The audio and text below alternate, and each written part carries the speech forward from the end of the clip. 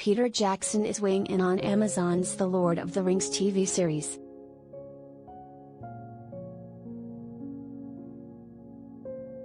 The Oscar-winning director of The Lord of the Rings and The Hobbit trilogies reveals the studio asked him to be involved with its upcoming megabudget series The Lord of the Rings, The Rings of Power, and promised to send him scripts, then never contacted him again.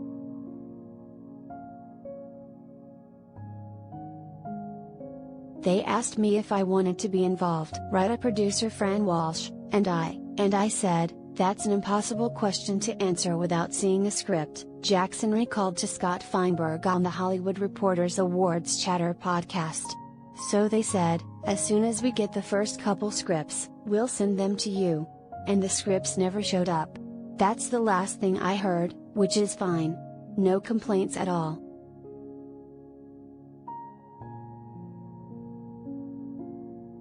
In an upcoming The Business podcast, talking to The Hollywood Reporter's Kim Masters, the filmmaker echoes the anecdote and phrases it slightly differently, yet makes the same point. "About 4-5 years ago, they asked if I would be interested in it," he says.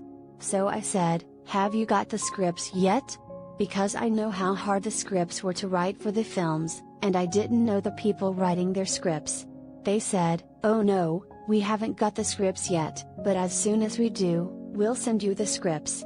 So I was waiting for the scripts to arrive, and they never did."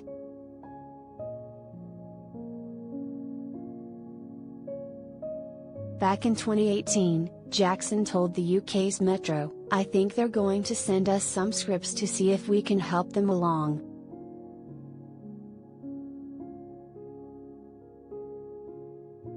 Still, Jackson emphasized that he harbors no hard feelings toward Amazon's series and is eager to watch it as a fan of the franchise.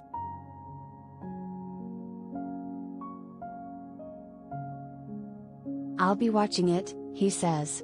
"I'm not the sort of guy who wishes ill will. Filmmaking is hard enough. If somebody makes a good film or TV show, it's something to celebrate. The one thing I am looking forward to is actually seeing it as a perfectly neutral viewer." Jackson adds that Amazon is betting the farm on Tolkien, given its massive $500 million budget for the show's debut season.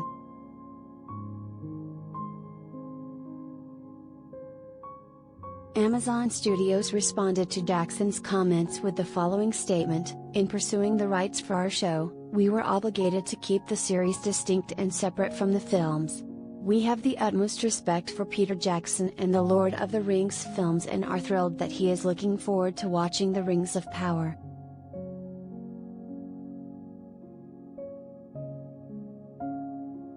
Sources close to the project describe a complicated and delicate backstory to the situation. First, that the studio has high regard for Jackson, and that Rings of Power showrunners J.D. Payne and Patrick McKay have privately attempted to make overtures to the filmmaker. But as the statement suggests, there were also legal concerns about keeping the films, which are owned by Warner Brothers, and TV show separate. There have been executive changes during the time period in question, as well, with former head of genre programming Sharon Talgado, whom one source described as an advocate of luring Jackson to the project, departing the company in 2019. Perhaps even more crucially, sources say author J.R.R. Tolkien's estate was against having Jackson on board. This shouldn't be surprising, as the estate had no involvement with his films and Christopher Tolkien has previously slammed the trilogy in the press as eviscerating his father's books, claiming they turned his novels into action movies for young people that lack beauty and seriousness. But the estate is involved with the series. Amazon paid the estate an astounding $250 million for the rights to make the show. All that said, one does not simply offer to send Peter Jackson a LOTR script and then leave the man hanging.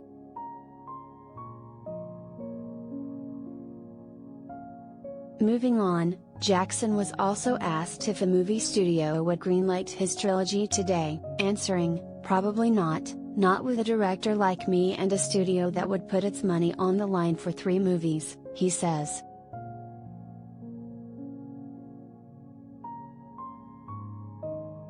As for his trilogy's legacy, Jackson says, If there was anything we gave to the ongoing community of filmmaking, it's that we opened up the CGI bag of tricks to have huge battle scenes.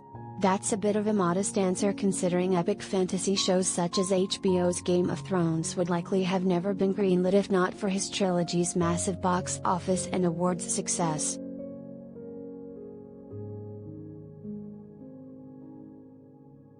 Jackson is also an awards contender this season for his acclaimed Beatles documentary Get Back, which was nominated for 5 Emmys.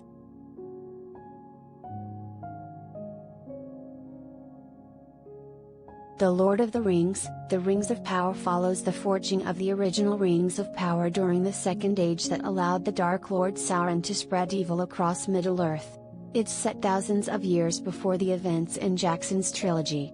The show premieres on Prime Video on September 2nd.